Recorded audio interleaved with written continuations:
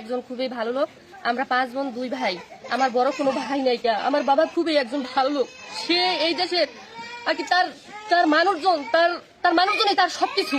তার সমাজ, তার মানুষজন ছাড়া সে আর কিছুই বোঝে না। সে মনে হয় যে কোনো বাড়ির কোন একটা মেয়ের সাথেও সে যোগাযোগ করার সময় পায় না, শুধু তার মানুষ আর মানুষ। আমরা ছোটবেলা থেকে দেখে আসছি, আমার বাবা সবসময় মানুষ নিয়ে ব্যস্ত থাকতো।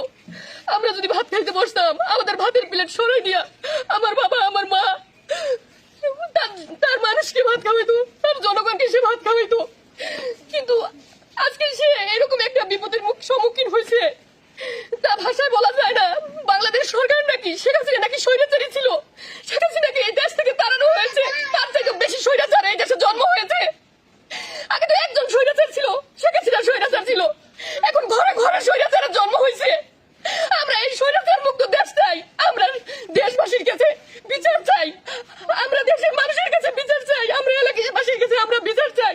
আমার বাবা এত ভালো মানুষ, নিরীহ লোক। এই নাড়ুয়া ইউনিয়ন থেকে শুরু করে জাজিরা শরীয়তপুর এরকম কোনো লোক নাই যে আমার বাবাকে ভালো না বলে। আমার বাবাকে সবাই এক নামে ভালো বলে। সে জানে, দেশবাসী জানে যে সে কতটা ভালো লোক। আজকে কি হয়েছে? শুধু ভালো হইতে পারে নাই গিয়া কাশিম ব্যাপারীর কাছে, শুধু ভালো হইতে পারে নাই গিয়া আলিম ব্যাপারীর কাছে।